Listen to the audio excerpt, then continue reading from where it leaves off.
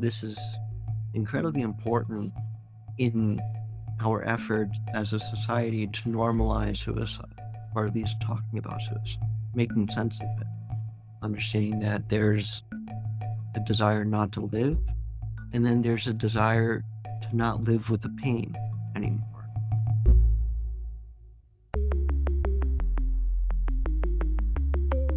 Who am I? Who am I? Who am I?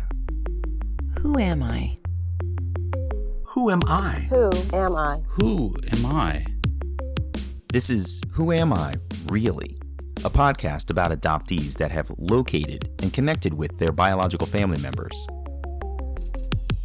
I'm Damon Davis, and today you're going to meet Moses.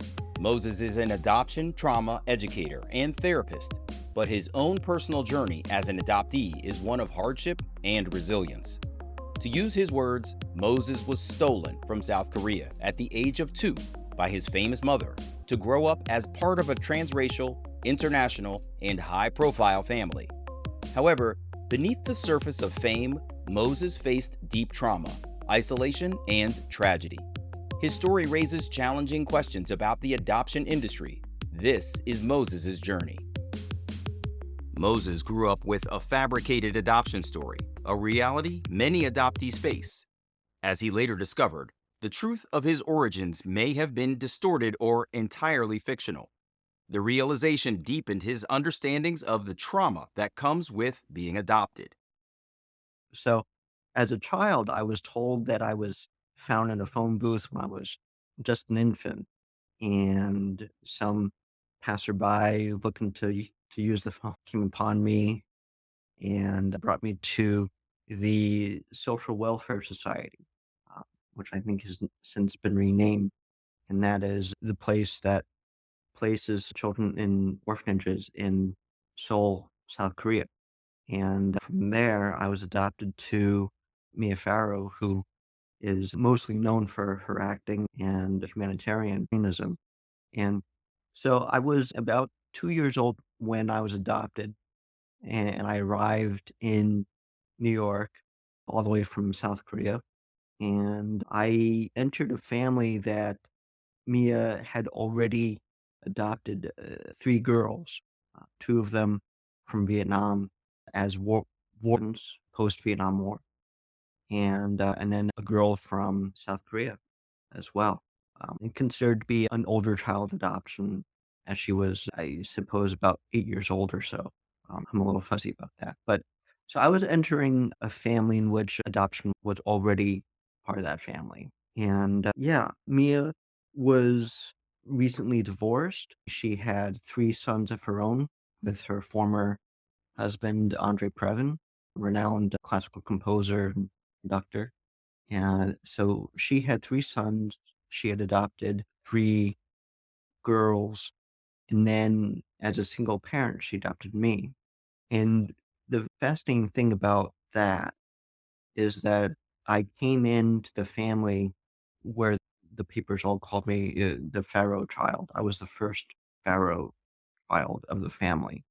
And you could say I was also the first one with a disability. So I have cerebral palsy.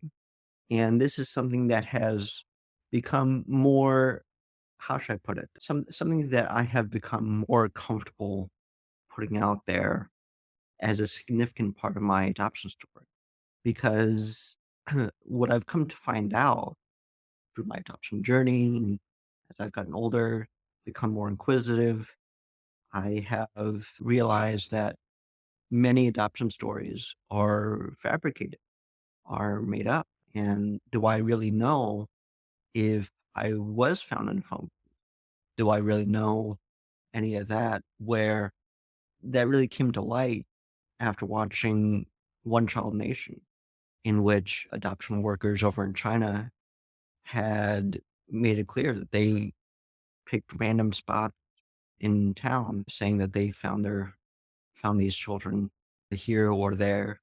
So that piece I don't know for sure. But So, just for clarity, are you saying that in the film it was revealed that workers were making up that they had found a child here, found a child there, when in fact that was not the case. Yes, that Gotcha. is yes. So Thank you that for then calls into question your own personal story of being a child of South Korea, quote unquote, found in a phone booth. Like, you don't have any way of validating that. And based on what you saw in this movie about the Chinese adoption engine, that it stands to reason that your story might not be real in that way either. yes. Gotcha. Do you mind? I want to just go back for a moment. For anybody who's not familiar with cerebral palsy, do you mind talking a little bit about what it is and what challenges it presents for you? Yeah, thank you for asking about that. And again, this is something that I've become more comfortable within my own skin and more willing to put out there as someone with a disability. Cerebral palsy, as I know it, and I'm always open to learning more about it for myself and for others, it is something that happens primarily during birth, during the birthing process, and that there are different types of cerebral palsy in which it affects the physical growth of the body. So in my case, I'm considered to have a mixed type, which means that it has affected the right side of my body and it has affected my speech, my ability to speak, and certainly play sports and play music and things that I've wanted to do growing up. It affects my agility, my mobility, muscle tone. Other types involve contracted muscles. When I arrived, when I was about two, I couldn't put my heel down of my right foot. So that tendon in my heel, my Achilles tendon, was so contracted that I couldn't put my heel down. And also my right arm, both my leg and my arm are smaller. There's less muscle mass. It has affected me quite significantly. And the other aspect of cerebral palsy, or my case of cerebral palsy, is that it has affected me both physically and psychologically, mentally and emotionally, because I am not bound to a wheelchair. I don't have the spastic type, not always moving around. And so it's not apparent to people, at least at first. So it's added on to that layer of where do I fit in? Because I am a disabled person, but in some people's eyes, I'm not disabled enough.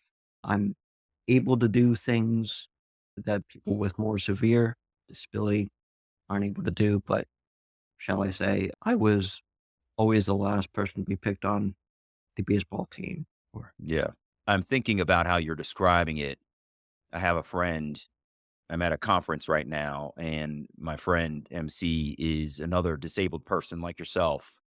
And she has a similar challenge of appearing more able bodied than she actually is. And she's very vocal and shows herself on social media when she's having tremors, and a service dog with her at the moment. And as she walks around, it just looks like to everybody else, she's just walking with a dog. If you're ignorant to what a service dog is actually there to do. And she is able to walk around fairly comfortably when she is not in a physical crisis. And I'm hearing what you're saying, that to the outward appearance of anybody else, you don't necessarily present as being disabled enough, but you are. And there's an ignorance in the consideration of what your needs might be and what your challenges might be. And then the challenge of fitting in. I understand where you're coming from. I appreciate you illuminating that. Do you recall 2 years old is an interesting time. You have some memories, but not a lot. But I can't help thinking to myself that as a 2-year-old coming from South Korea to the United States, that there may have been some memories that you would have of that transition being fairly stark, right? You were in South Korea seeing a bunch of people that look just like yourself going to the United States where probably almost nobody looked like you except for perhaps the adoptees in your family who similarly have an Asian appearance, I would imagine. Tell me, do you recall anything from that time of this major transition as an adoptee from an international country into the United States? It's funny that you say that there's memories. I can tell you that I do carry memories of my life, my time back in South Korea at that time, of the orphanage that I had stayed in, the intermediary placement before traveling to New York, and even, as you pointed out, the plane ride or any of that. But what I've learned since is when it comes to trauma, and this is straight out of Bessel van der Kolk's book, The Body Keeps a Score, that trauma is stored within all of our cells in our bodies.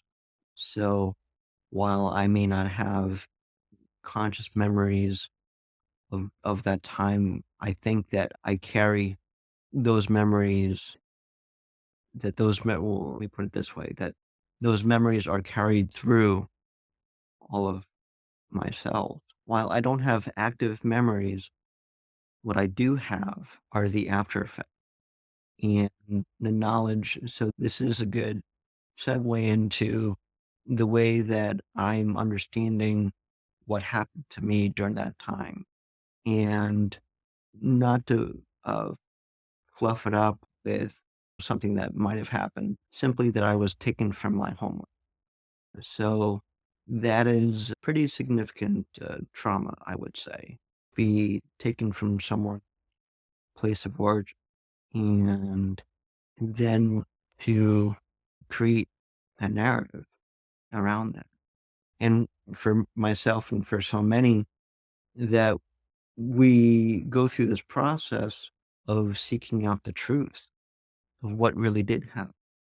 And I might be jumping ahead to the fact that it is an inherent yearning for that connection to be reestablished. Yeah, So all the questions and all the losses, all the layers of what did happen being taken away, it does stay with you. absolutely. This is one of the things that I'm sensitive to as I speak to international adoptees is the adoption experience itself is the separation of the child from the biological family members that the child was born to, right? If the child was separated at birth, that's a major trauma right there. If for some reason there was a family dissolution and the child was a little bit older, but the family falls apart and the child has moved on, hopefully they had some level of connectivity to their biological family, even if it may have been a traumatizing time for them. But for the international adoptee, especially somebody like yourself who perhaps was found in a phone booth as an infant, there's that separation of you from your birth mother at that time. Then you were raised in your culture, albeit in a foster home. Culturally, you were at home. And then you were yet again separated from that cultural home and placed in a new home in the United States, alien territory. If you were learning the language of South Korea at that time, I make the assumption, though I don't know this, I doubt that Mia spoke South Korean such that she could welcome you into the home in a way that would have been comfortable. For example, again, the mirroring, presumably missing as you entered the United States, where not everybody had a South Korean appearance to them, but there's a diverse array of appearances. And I presume in Mia's world that it was predominantly white. This is a woman who was in Hollywood, and it's not typically known for being a major area for people of color, especially Asians, to be prominent. So, yeah, I could definitely see how there is a significant level of trauma and alienation, and the way you phrased it being taken from your homeland, I think is an important foundation for how you think about your adoption. I I appreciate you honing in on that point. So there's a couple different layers to this in terms of transracial adoption as well. So there's genetic mirroring, in which being separated from biological family, I, in more ways than one, have been separated and removed from, taken from. There is no chance for me to know where my eyes came from or where my nose came from. And at some point in our development, in the formation of our identities, we do knowing and hearing and seeing who made us, where our features came from. And then in terms of being transracially adopted, it's important to have racial representation, racial mirroring. And as an Asian American, in recent times during COVID, this became a national social justice movement. And I'm very pleased with how strong the Asian American community came to the forefront in terms of making it something that America has needed to address for a very long time. So, in terms of being Asian, at this point for me, it's not enough to say I'm Asian. It's not enough to even say that I'm South Korean. I've come to respect and understand locality and community. It's very important with how people develop, how people make sense of the world. And it's come increasingly, I've become increasingly aware of also being sensitive to wanting to know the local communities, the local cultures. So, say, for example, I could say that I was born in Seoul, which is very different than other parts of South Korea. Say Busan, for example, from Busan, or more local village in the outskirts of one of these major cities. So it's recognizing we need to understand each other on a deeper level and not settle for, oh yeah, it's enough to be called Asian. And even with, I'll take this a step further, even within the Asian cultures, the Asian identities, we do distinguishing ourselves, or we've actually, we may not like doing this, but we do the difference between being East Asian and South Asian or Southeast Asian, being a Pacific Islander. Right. Because you want to distinguish, you don't want to present as monolithic, right? Identity is very important. And sticking with that, I've spoken to other international adoptees, specifically some Asian adoptees have told me that in being adopted into America, they feel American, but Asian American. And especially given the sort of social justice challenges that we alluded to earlier, you are reminded of your Asianness in America and therefore othered and separated. But then in any attempt to go home, reestablish connection to culture, they've told me that they felt too American to feel comfortable in their country. They don't speak the language. When they do speak the language, it's with an American accent that doesn't demonstrate their cultural awareness, not having grown up in that home country. And so more than one person has told me that they felt like they were in limbo between two countries, not quite American because they're Asian and not quite of the country that they come from because they're so American having been raised here. Is that something that resonates with you? It has, as part of my own identity formation, I grew up with a sense of what we understand to be internalized racism. And what that means, at least for me, is that I didn't see myself as a person of color growing up. I did and I didn't. And the racism part is that I wanted to be normal. I wanted to be like the people around me. I wanted to fit in. I didn't want to be different. And I have a couple of different layers to this, being a person with a disability and, and also being a member of a minority group. So it's something that does resonate with me in my own adoption journey. This inherent conflict of where do I fit in, where do I belong between two countries, between two peoples, between two cultures, so on and so forth.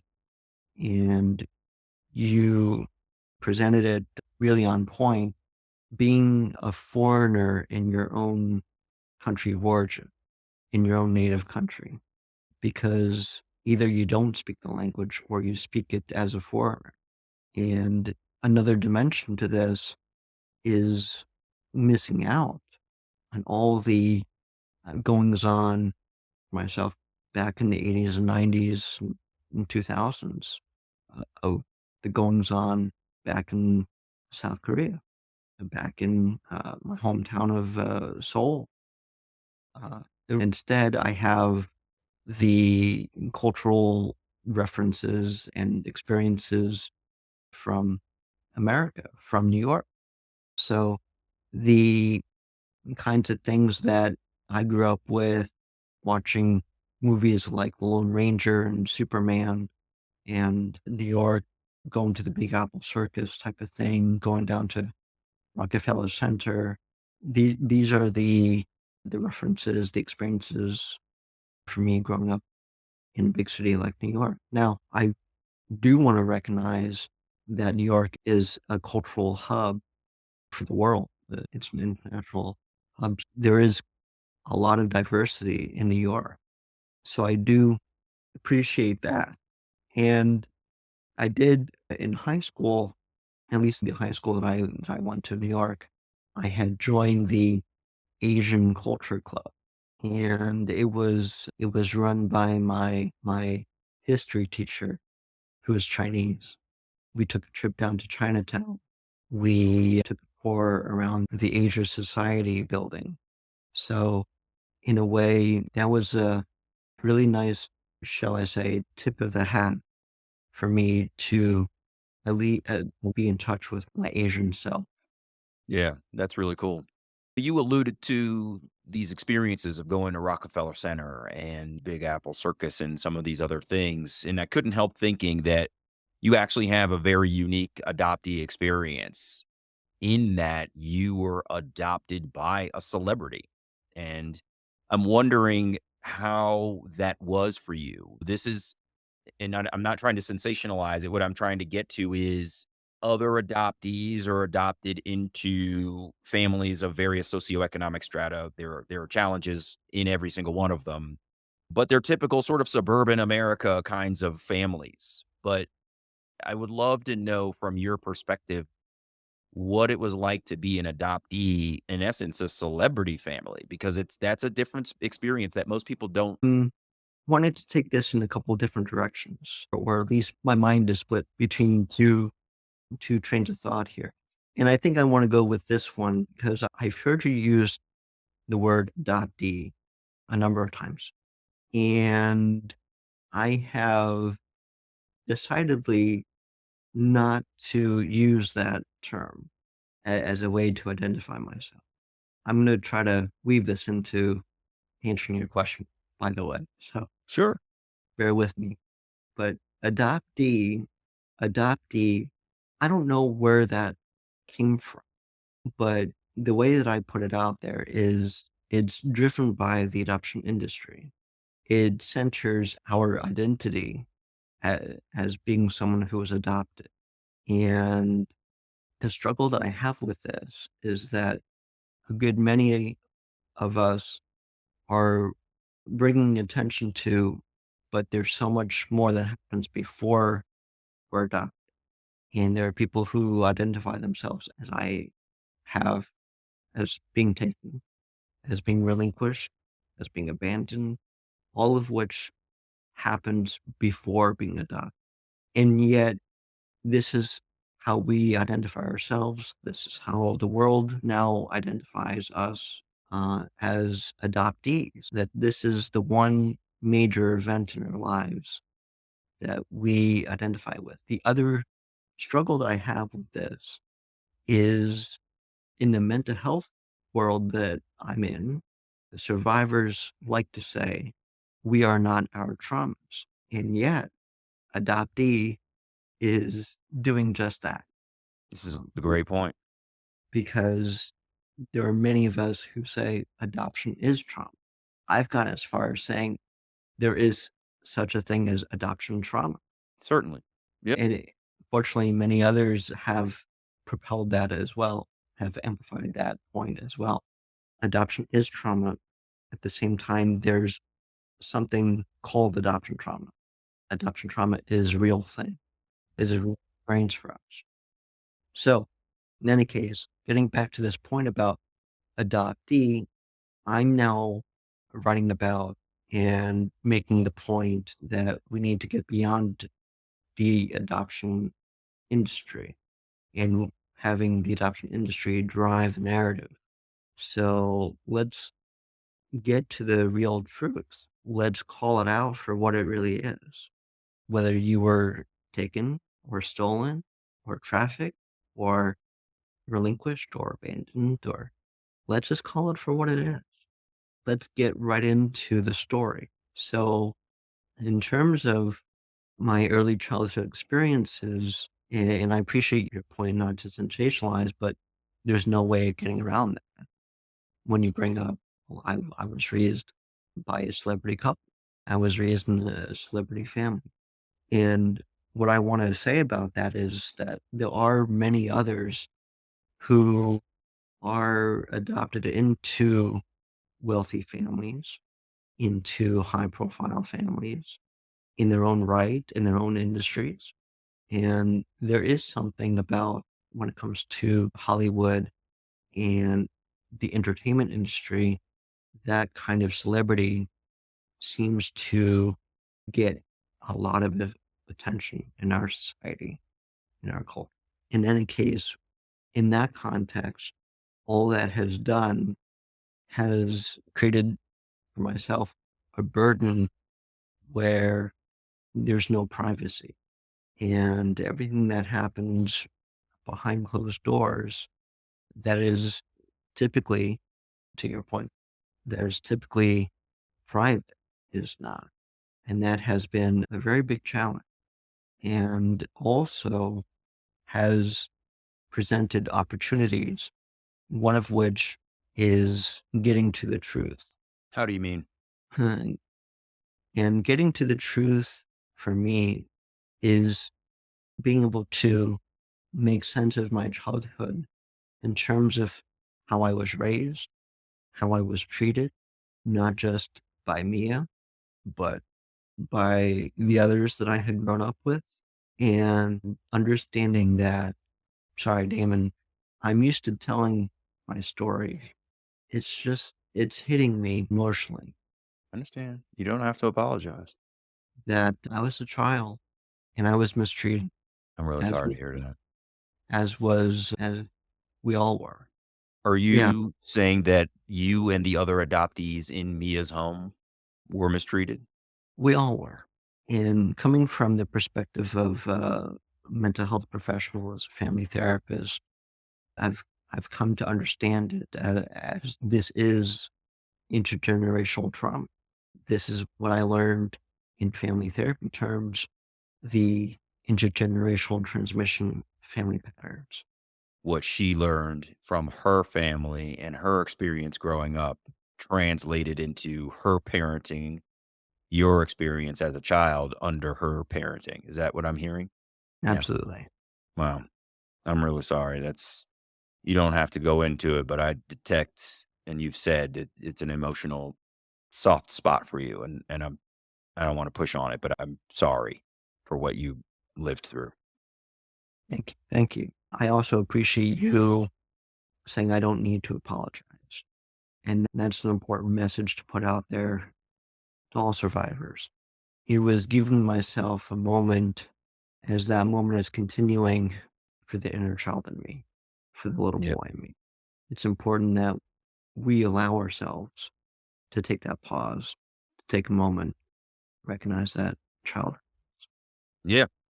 You have to, one of the things that we tend to do is push down our emotions because they're uncomfortable. They hurt. That's why it's called hurt, right? It's called pain because it's uncomfortable. And it's a thing that we get really good at. You build a callus over the pain. And when you don't take time to sit in it, acknowledge it, mull it over, and try to figure out what it has done to you and what you have taken from it that you have built on to create something better in yourself, then it just continues to be painful all the time. And you just keep trying to push it down. And eventually, unfortunately, people will explode, right? Because the pressure builds. And so you're absolutely right. If you don't take time to sit in it and think about it for a little while, let it be what it is, check yourself, and then find your path forward, it will eat you from the inside. There's no question about that. Again, no need to apologize. You have every right to be in this world and do everything that you set out to do. And I think you should hold on to that power and keep pushing for it. You know what I mean? So may I ask you then, Moses, usually when I speak with an adoptee, I will ask them about a catalytic moment that made them decide they wanted to search for their biological family. I would imagine you probably lived with that catalytic moment on an almost daily basis in your life. But I'm curious, did you ever make an attempt to return to South Korea to try to find whom you come from? And tell me about your attempt at a reunion at all. I want to say, Damon, that the moment that we're adopted, the moment that we're relinquished, or the moment that we are taken, it puts us on that journey, that quest. So, in terms of having a moment in which that got flipped on, or I want to say that if trauma is held within the body, and this kind of trauma is a traumatic loss, a separation, it is like every cell of our body wants to get back to where it came from, where it all started.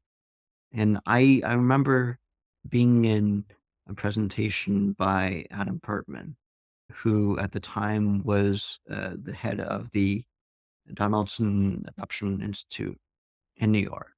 And he constantly shared about a longitudinal study they had done in which indicated, or the study indicated, that as we got older in life, searching for our roots became more important to us.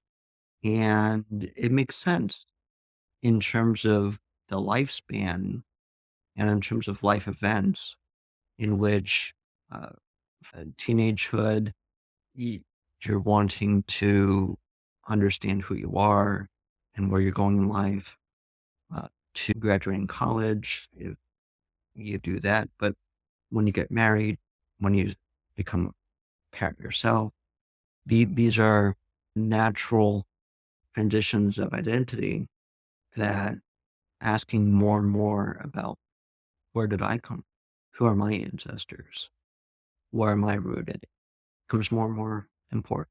And with more people in your life as well, as your life expands, there's others who present those questions to you.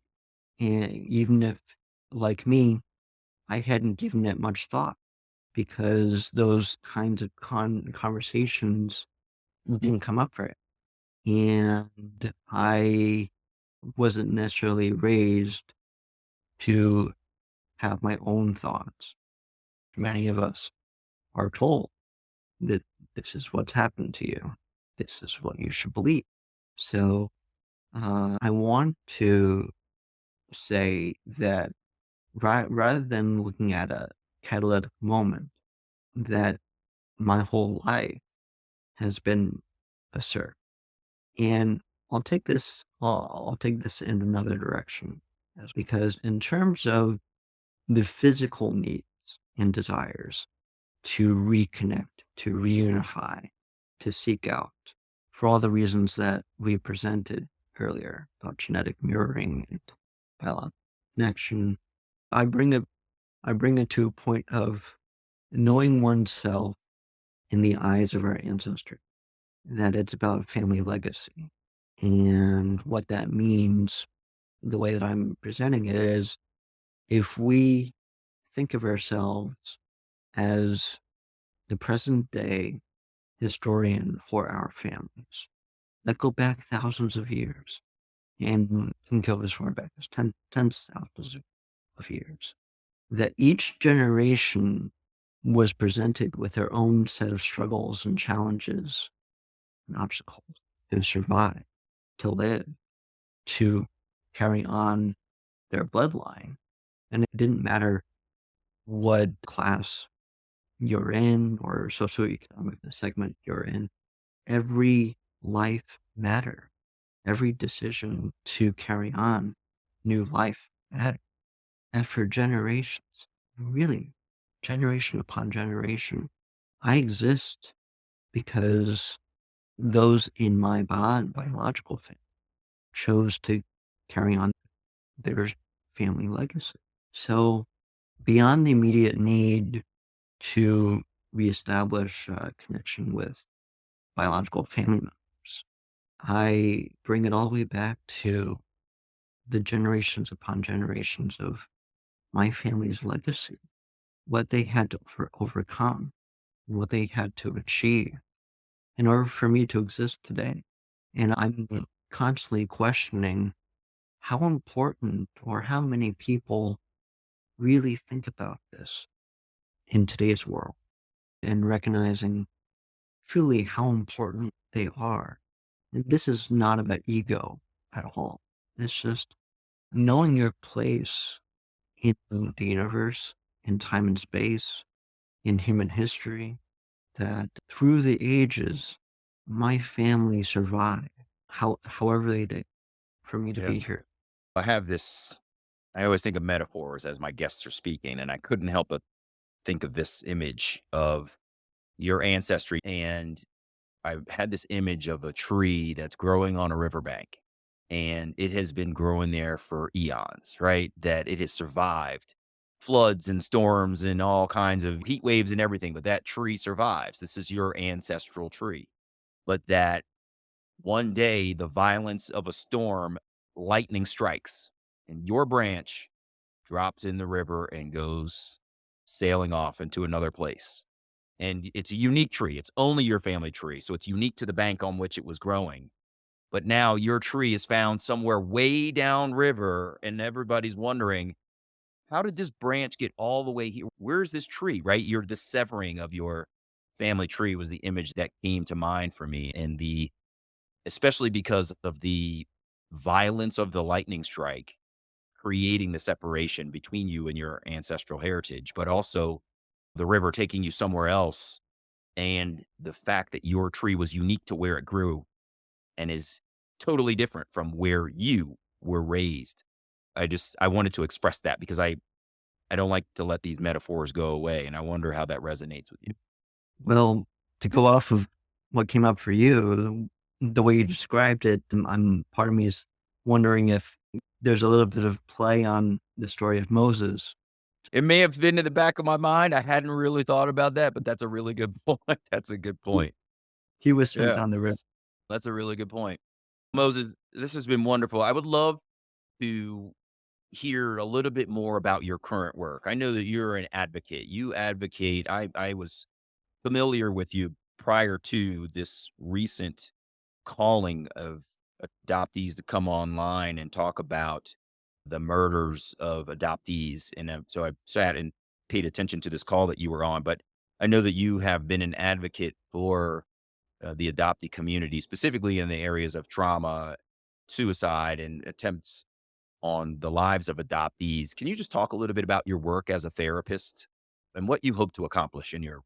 Certainly, Damon, and thank you again for this opportunity.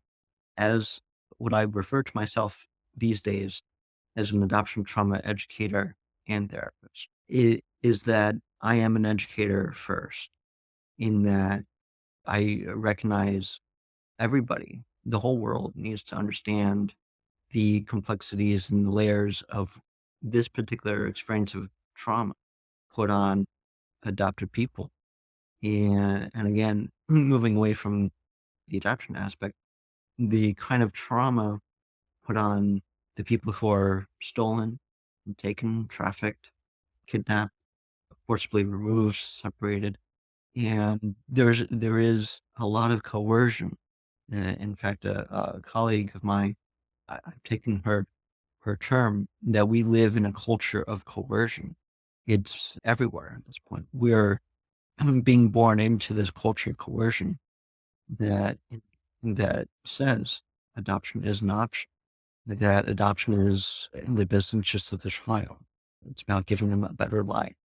So the point of education for me when I work with my clients is to help them unpack them and realign it with the truth and helping them start their journeys or continue their journeys into seeking out their truths of what really did happen to, and then work towards making sense of that and accepting what is. Because to your earlier point, it is painful. It is an overwhelming amount of hurt that goes beyond our capacities. So it is many layers of trauma that we're burdened with. In a large way, we're burdened with that we're left to figure out and manage for ourselves. So getting to my advocacy, which I I see myself more as an activist who's advocating for a number of things. And I just recently posted about or what is the most important message the world needs to know about the adoption industry. And I chose those words carefully. My first point, adoption is a criminal industry. Buying and selling of people for profit is human trafficking. The second point is that adoption is modern day slavery. Women are trafficked into baby mills and baby factories. That's something that isn't often thought of or brought up, but is happening all over the world. That their children are then used to monetize fundraising campaigns and social media platforms. So it's common practice now to see YouTube channels popping up about adoption journeys and adoption experiences, and primarily coming from those who are doing the adopting. And that is part of the reclaiming the narrative that I'm seeing the adopted people, other adopted advocates are reclaiming those spaces by creating their own channels and TikTok accounts and speaking to their experiences, their firsthand experiences, rather than having it be told by someone else. So modern day slavery, let's sit on that one for a second. That both our mothers and ourselves are being trafficked and exploited for profit. Adoption is a crime against humanity. And I keep it in the forefront for people that we have unearthed mass graves of children and ongoing cultural genocides of indigenous peoples around the world and present day war crimes, which has been named in the Russia Ukraine war going on today. That Ukrainian children are being, again, adopted into Russian families and going through a process of propaganda, pro Russia propaganda, to brainwash them, to re educate them to being pro Russian. And this last point about adoption leaves women and their children vulnerable to commodification and dehumanization with reports of homicides of fostered and adopted children worldwide.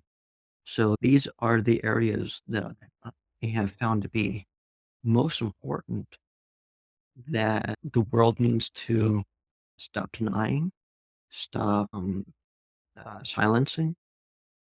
The the one that I am most outspoken about these days are the murders of children in foster care and adoptive placements. Yeah. Do you want to talk about your own personal challenges that you've overcome? Where that came from for me, because people may want to know, why is this so important to me? And I, when I was sharing about my childhood, I left out the fact that I have three three of the people that I grew up with who are also adopted, who are also Asian, also disabled. Three of them have died.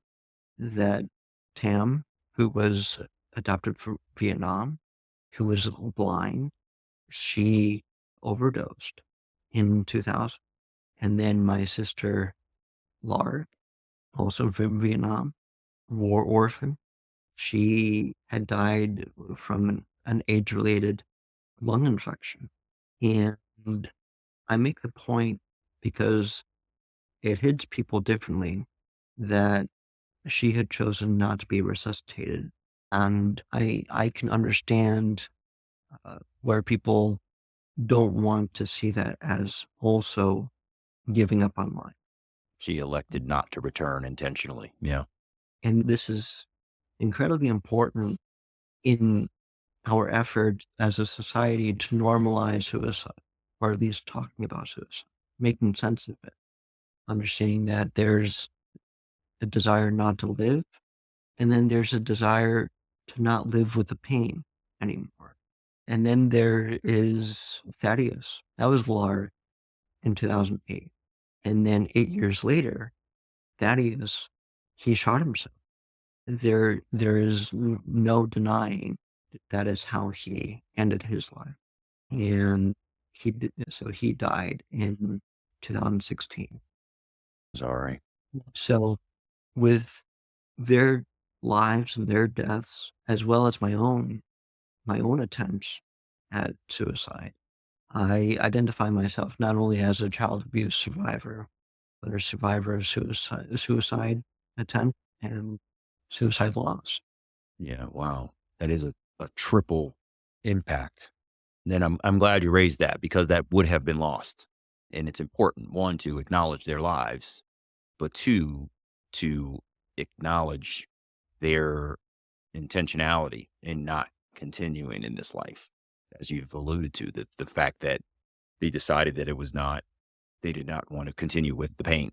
And I want to say I'm glad that you're here because your advocacy, your education, your work is incredibly important. These are voices that deserve to be heard. They're stories that deserve to be told and acknowledged for what they actually mean. Not just telling the story for telling the story, but actually analyzing this is four children adopted into one home, three of whom took their own lives, one who is still here, but also made an attempt. And it's indicative of the trauma that is adoption that you have educated us on. And I just want to say, one, I'm glad you're here to continue that education and that hard work.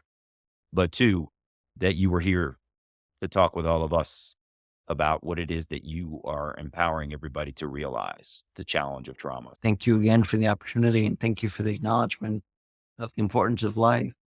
And I do want to say a couple more things about this, Mm. is that I realize I'm just one voice among the growing number of others. And that thankfully, because others have chosen to advocate, to raise their voices before me, I am then just simply amplifying what has already been brought up that needs to continue to be brought up. And my hope is that as I lend my voice, others will be inspired to do so as well. That this is going into my second point about adoption, or the adoption industry creating an enslaved race, an enslaved class of people. That is, it is imperative that we do speak up for ourselves, meaning our people, for, Agree. not just for ourselves, but for all of our people. And it's with this perspective that every life counts, every voice counts. And it's imperative because there are these very real outcomes of death, and death whether by suicide or death by murder, that we have to speak up. We have to raise our voices. We have to raise the alarm that not only are we being trafficked, that we're being bought and sold, that we're being commodified, or being dehumanized, just so the people who adopt us can then treat us however they want, which goes as far as torturing us to death. Thank you again, Moses, for raising the alarm on behalf of everybody who's not able to do it for themselves. You've created a megaphone for yourself, and it's super important. So I want to thank you for being here, man. Thank you for being an amplifier. Absolutely. Absolutely my pleasure. You take care, man. All the best to you, okay? Okay. Thank you. Bye-bye.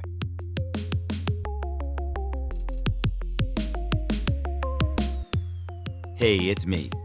Moses' story is one of immense complexity and pain, but it's also a story of resilience and advocacy. He has lived through tremendous trauma, stolen from his homeland, living with the loss of his identity, resulting cultural disconnection, and living with the physical challenges of cerebral palsy. All of this piled on top of losing his siblings. His journey reminds us of the deep, sometimes unseen scars that adoptees carry, and the importance of acknowledging the full picture and dark truths about adoption. Moses is not only advocating for the adoptee community, but also for a broader conversation around the adoption industry and the importance of exposing the facts of adoptee trauma. His message is clear. It's time to reframe the way we think about adoption, to hear the voices of those who have lived through it, and to support adoptees in their journey toward